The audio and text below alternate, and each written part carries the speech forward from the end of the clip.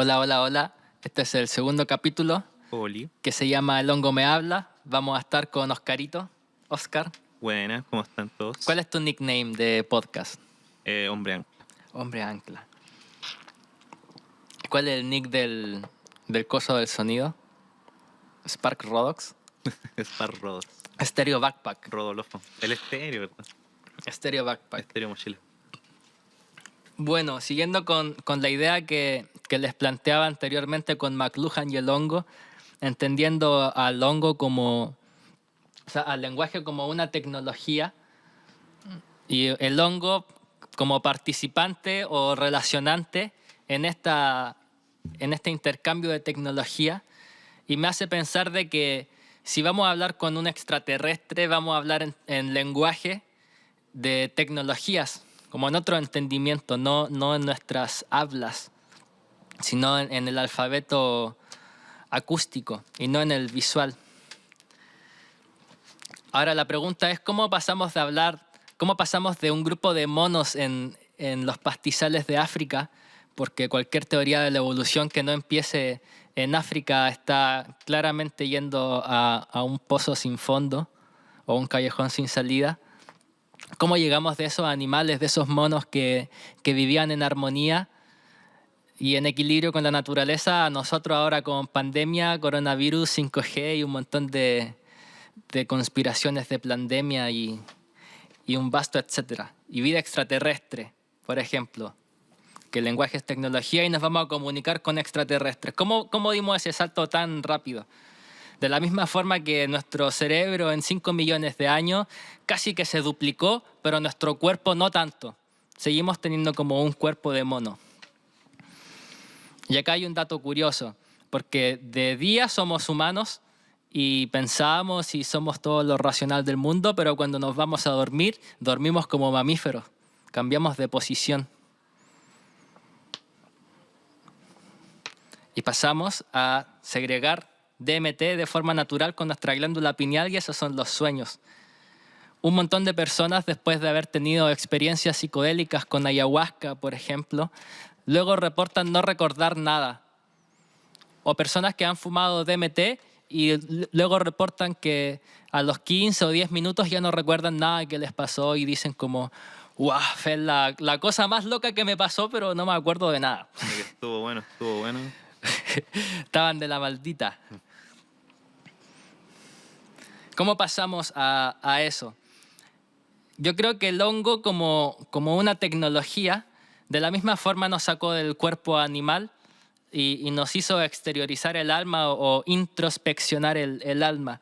Y tengo una serie de datos que afirman mi propuesta y que no es mía en verdad, sino que es de otros autores. Yo la saqué de Terence McKenna, pero yo sé que antes habían otros autores que también lo proponían, que es la conocida teoría del mono dopado, que dice que los hongos de psilocibina son literalmente el elemento detonante que hace que nosotros evolucionemos tan rápido a nivel biológico.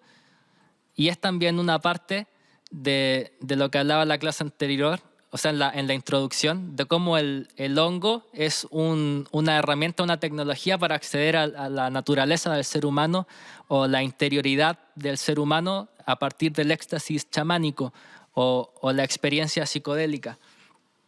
Bueno, ese es el nivel más alto, pero ¿qué pasa con el nivel más bajito?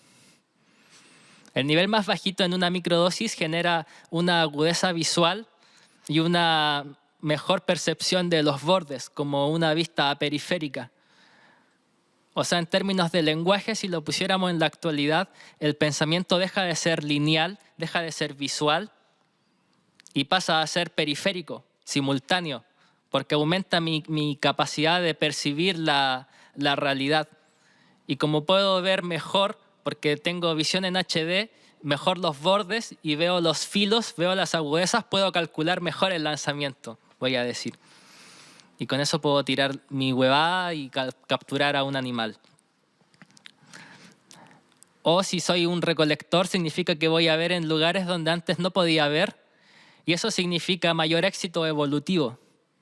O sea, si yo tengo una tecnología que aumenta mi agudeza visual, un equivalente químico a tener binoculares en la naturaleza, significa que o no me comen y llego a la casa y además llego con alimento. A nivel evolutivo me pone en una ventaja porque estoy haciendo una simbiosis, estoy haciendo un trato con otro tipo de especie. No es casualidad que el hongo, como artefacto, tenga en su verdadero cuerpo, porque el hongo que sale es como su pene, que sale a eyacular espora y recibe luz ultravioleta. Pero su verdadero cuerpo, que es esta red de micelios interconectados, que es como el internet de la naturaleza, que lo hiperconecta todo a la espontaneidad, se parece mucho a los neurotransmisores del sistema nervioso humano. Comer un hongo de psilocibinas provoca un aumento en la melatonina y en la serotonina. A nivel químico estimula y excita el neocórtex humano y por eso tenemos alucinaciones o visiones. Y de la misma forma tenemos glosolalia, que era este lenguaje o estas lenguas alien como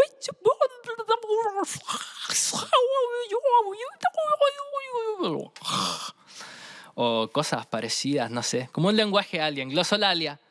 No tan solo los religiosos y los cristianos tienen el monopolio de hablar lenguas muertas y huevadas, nosotros... Y hablar weas general. Hablar weas que no se entienden. Ajá. Nosotros también podemos predicar.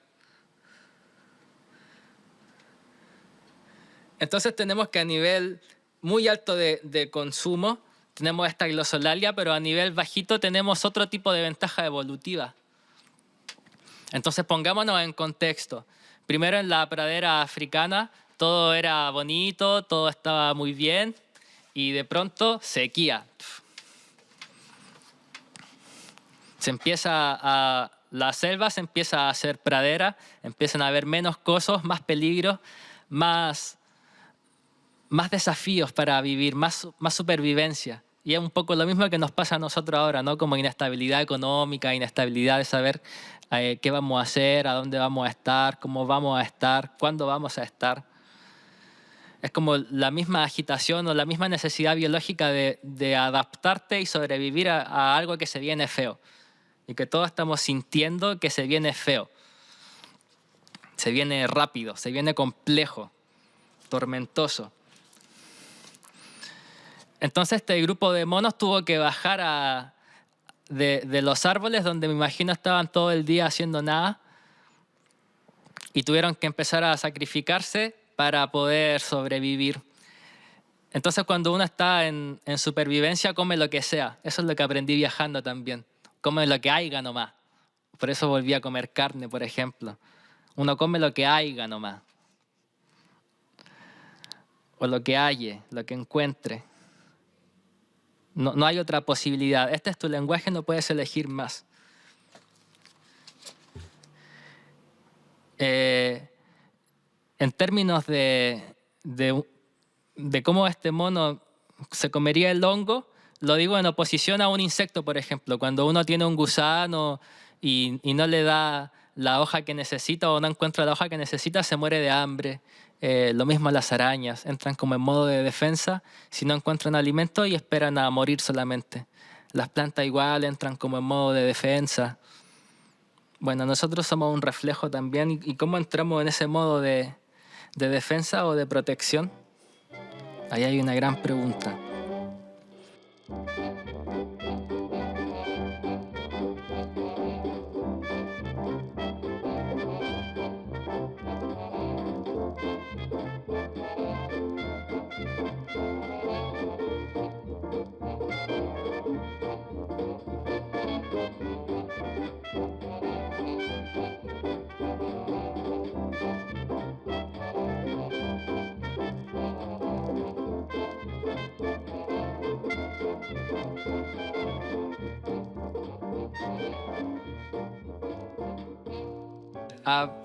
Bueno, en términos evolutivos eso nos pone como en una situación parecida, ¿no? Y nuevamente el hongo nos llama.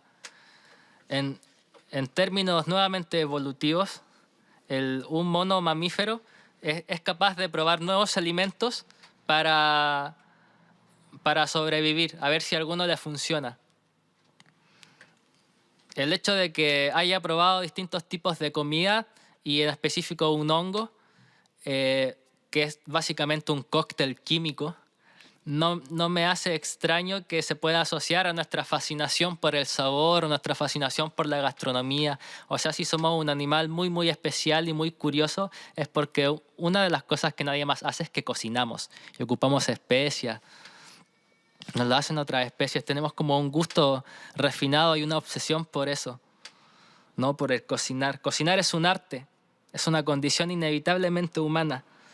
Entonces me hace sentido de que la dieta haya tenido un factor muy, muy importante al momento de pensar en un elemento que haga catalizar el cerebro humano y lo expanda al doble de su tamaño en 2 millones de años, cuando todas las demás especies deberían pasar, no sé, 300 millones de años, 500 millones de años para recién haber un cambio importante. Y a nosotros nos pasó como especie, porque una dosis mediana de hongos, hablamos, no sé, 2 gramos, 3 gramos, produce en animales sexuales como nosotros excitación.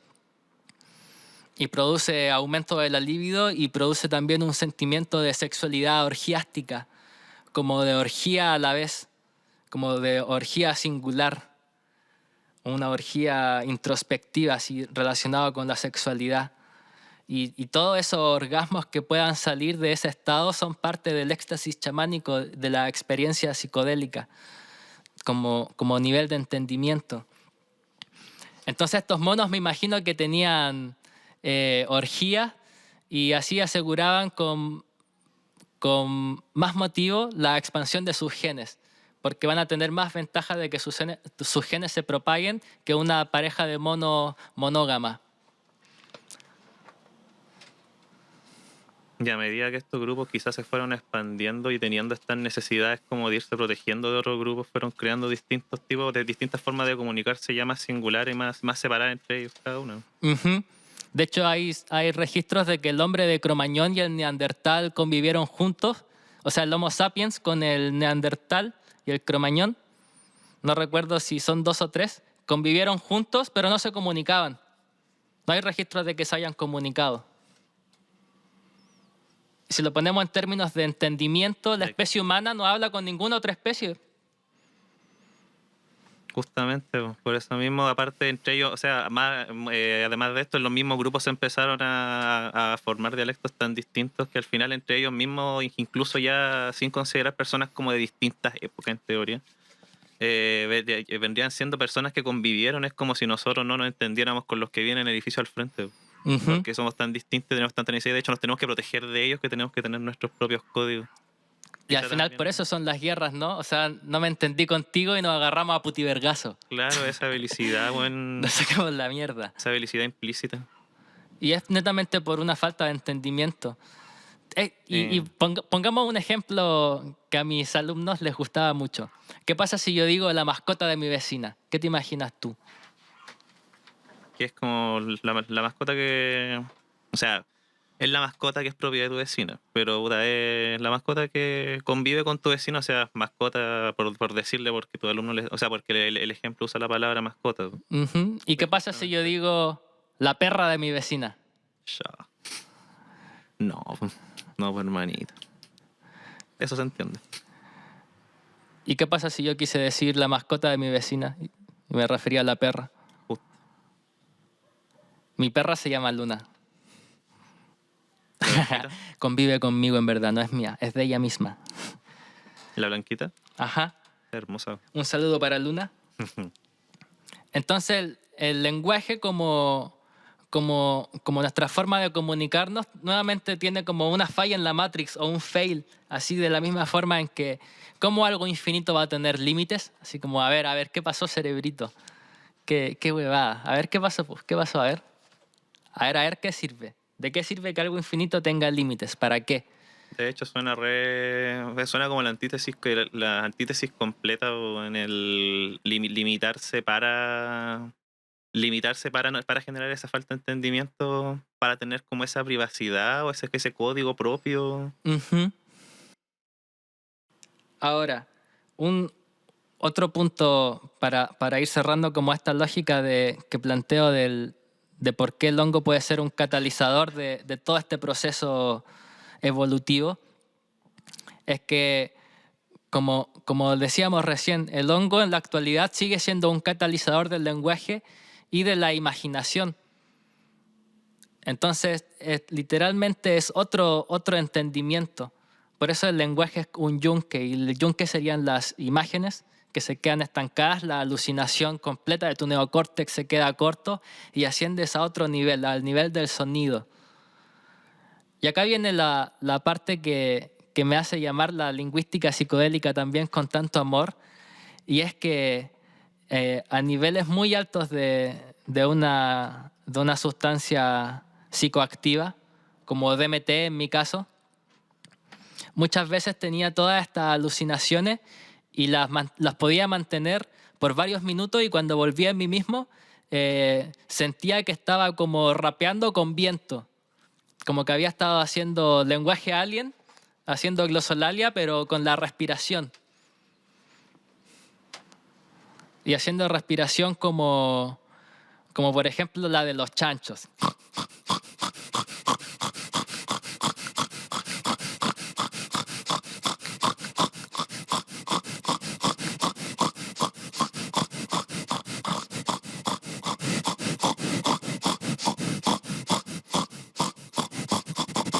Y eso mientras tú ibas formulando todos los conceptos en tu cabeza. Ajá. Entonces pensaba, ¿por qué respiración circular o una parte de la respiración circular? Al mismo tiempo que respiro, hago el sonido. Es como este flujo y reflujo, como este va y viene, inicio, fin, yin, yang, finito, infinito, hemisferio derecho, hemisferio izquierdo, luz, oscuridad, vida, muerte, y todo eso se junta en el mismo momento, se sincroniza. Porque el tiempo no se puede medir, entonces yo no puedo decir voy al futuro o voy al pasado.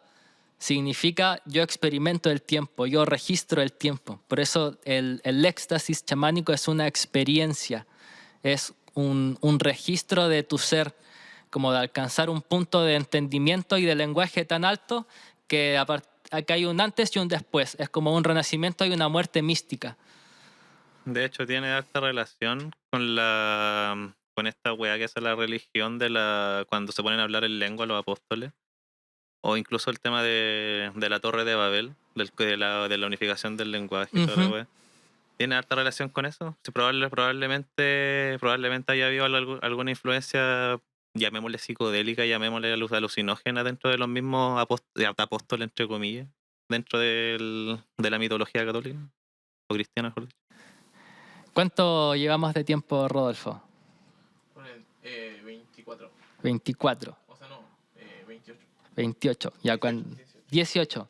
Ya cuando Sí, haya ya. 22 me avisa. Ya. Ahí viene un tema de por qué, o sea, a partir de tu pregunta yo respondo con otra pregunta, que es ¿cuál es la importancia de estudiar la imaginación? La imaginación como objeto de estudio. Por la expansión que podemos llegar a tener, Ajá. crecimiento.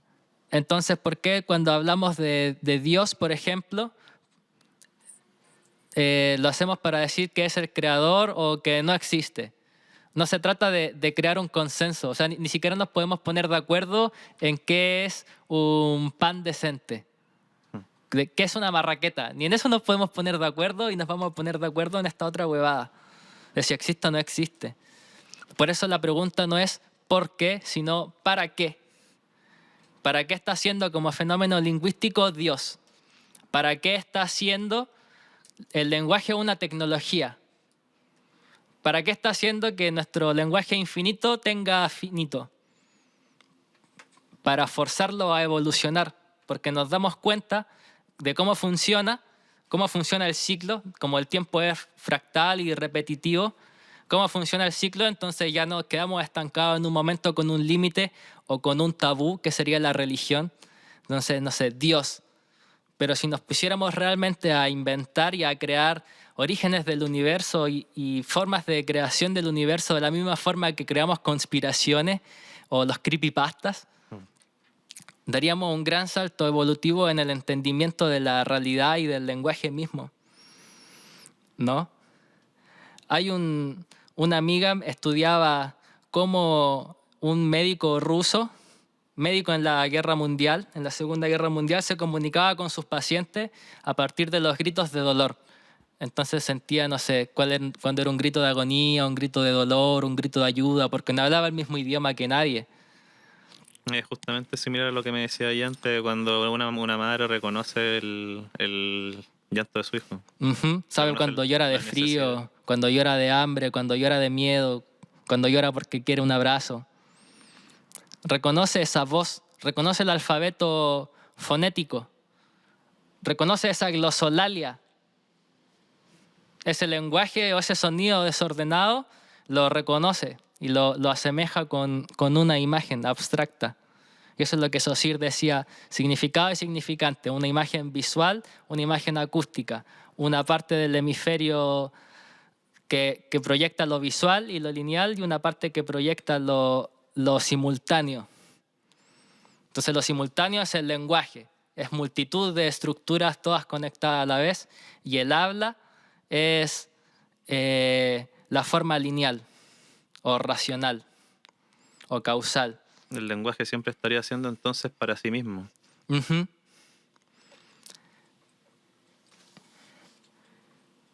Entonces, si está haciendo para sí mismo y nosotros lo obligamos a su máximo, a llegar a su máximo potencial, que es la imaginación, se convierte en un para otros, porque se invierte según el tetra de McLuhan. Entonces hay herramientas para empezar a investigar realmente qué es la dimensión de la imaginación. Y un cambio en la percepción del tiempo simboliza también un cambio en nuestra forma de entender el operamiento o el sistema del universo, como si nosotros fuéramos un computador y tenemos cierta capacidad de gigas para poder recibir la data de la realidad. Ahora, ¿en qué me baso para decir de que somos como un computador y recibimos la data como en pendrives o no sé, cosas así, intercambios, simbiosis, como un hongo con un humano o un mono con un hongo, y cómo esto puede extenderse desde la trivialidad hasta la actualidad, como algo que nos llama inconscientemente, y cómo a la vez, dentro de los tres motivos que yo decía que eran posibles para que un mono pudiera evolucionar al humano comiendo hongos, que era la agudeza visual, uno, la libido orgiástica, que expandía mejor los genes, mejor y más, y la glosolalia. Y si hablamos en términos de lenguaje o de imaginación, estamos muy reprimidos, es como un tabú, como algo de lo que no se quiere hablar. Y en términos de sexualidad también estamos muy, muy reprimidos. De hecho, tenemos muy pocas palabras o muy poco vocabulario para hablar de, no sé, orientaciones y gustos sexuales en una criatura que es extremadamente sexual. Entonces, esto me lleva a pensar de que inconscientemente esconde dos misterios, o inconscientemente esconde dos misterios. Dos preguntas que son quiénes somos y cómo llegamos a ser lo que somos. Por eso hay como un miedo y un rechazo como generalizado a los psicodélicos, como ese miedo a que las personas puedan recuperar su propio lenguaje, su propio alfabeto y puedan tener una herramienta para enfrentar la realidad. Había una cosa de la India que decía, un elefante está de pie y 10 cosos lo ven de diferentes ángulos. Entonces todos reportan haber visto 10 elefantes distintos. Entonces la pregunta no es por qué vieron 10 elefantes distintos, sino para qué. 10 personas reportaron haber visto un ovni. ¿Para qué? No por qué. Y ese es el cambio en el enfoque de la lingüística y el cambio en el enfoque del tiempo. Y el cambio en el enfoque del tiempo es una herramienta dentro del tétrade para poder empezar a investigar la dimensión de la imaginación. ¿Cómo la ves? ¿Qué implicaciones podría traer, por ejemplo, explorar en la imaginación humana? Puta, sea en el mejor de los casos, porque siempre, lamentablemente, todas las webs pueden ser mal usadas. Y al final puede haber una codificación mayor, inclusive. Eh, la expansión, po, weón. La mayor expansión que se puede haber conocido que pueda hacer avanzar. No, o sea, no avanzar, sino unificar, weón. Que acabar, de hecho, respecto a lo que decía y a cómo respecto al hombre, al humano, perdón, es un ser sexual, weón. Los griegos incluso mantenían un poquitito así esa wea con el tema de, estas, ¿cómo se llamaban estas celebraciones que los weones hacían? ¿Cómo se llaman estas celebraciones? No sé.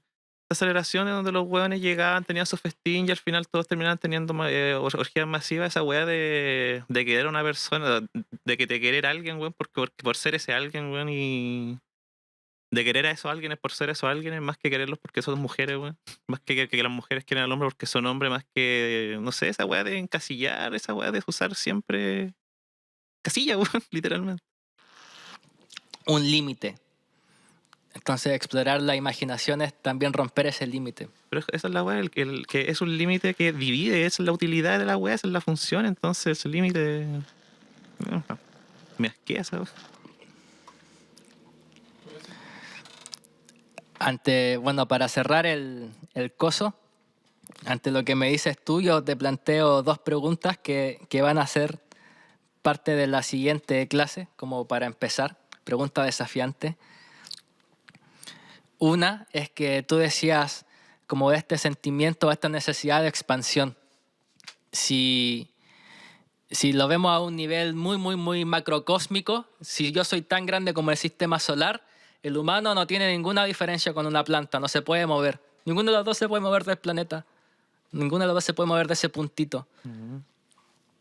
Entonces, ¿cómo se relaciona esta perspectiva con ese impulso humano, esa necesidad de expandirse?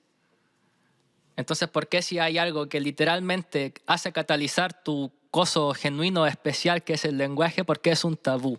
¿Por qué no se ha investigado? ¿Por qué no se ha visto como una tecnología? ¿Por qué? Etcétera, etcétera, etcétera, etcétera. Ahora sí es por qué, que van a derivar en nuevas preguntas, ¿no? Por eso digo que es como una fundación de una rama de estudio. Pero eso es trampa, podemos poner un porqué. Eso y la otra pregunta se me olvidó. Así que los dejaré con menos tarea para mí también. Y nos vemos en el siguiente capítulo, en la tercera mini clase. Saludos a Stereo Backpack por el gran trabajo de ecualizarnos. El estéreo mochila, uy, uy, uy.